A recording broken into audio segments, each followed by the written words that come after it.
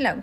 This semester in this class, I have learned so much. We started learning about how technology and its strategies and tools has changed throughout time, and we were exposed to different activities that we can use in the classroom related to writing, speaking, and in the foreign language classroom.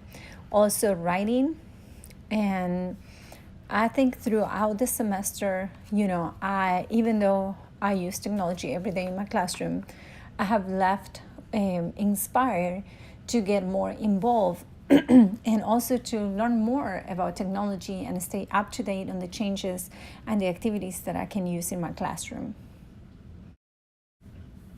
I have also learned so much from my classmates, and I was able to realize how much technology I use in my classroom every day.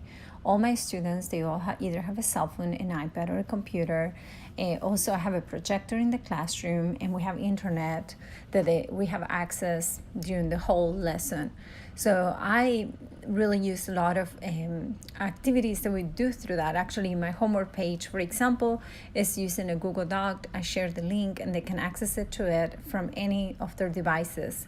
Also, I use Google Classroom a lot. They create Google Slides. I even for my planning purposes, I use Planbook, which is a plan book where I enter my lesson plans online. I can share them with any other teachers and collaborate if I have to, or if we teach the same subject. Also, like my classmates, some of them have taught how to use Kahoot, Quizlet, or quizzes.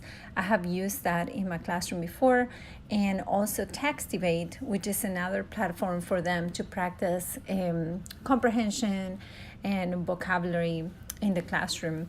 All of these, I think they have a lot of value because it motivates students into learning and also create opportunities for them to be exposed to authentic materials and authentic ways to learn language and to use the foreign language.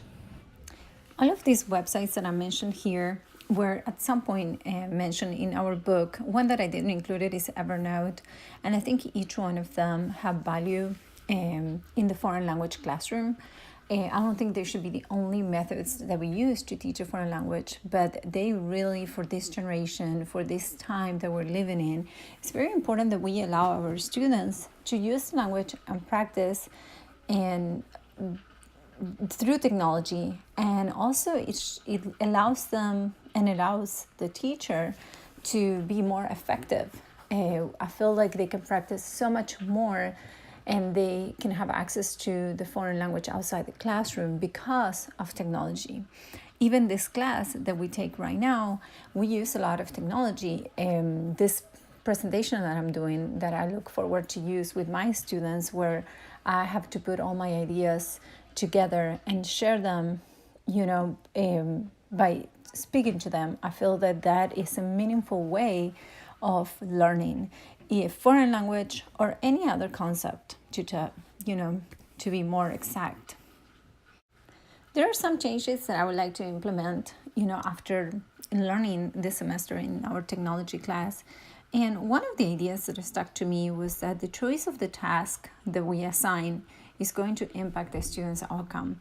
So I want to be a little more intentional about what tasks do I give my students and what am I looking for them to gain from that activity. Because I don't want just to be able to use the technology, but I want the technology to really be helpful in their writing, speaking, listening skills in the foreign language. I also want to make sure that I'm giving authentic language and authentic activities for them to communicate and participate. So one of the things that I would like to do is to use blogs and wikis. In the past, I have tried this, but I haven't followed through. So I want to give it another try, especially with my higher classes. Also, Duolingo was something that came, into discussion, and that is something that I really would like to get more involved with my lower level classes and make it an expectation for them to do activities in Duolingo so they can use Spanish and practice the vocabulary outside of the classroom.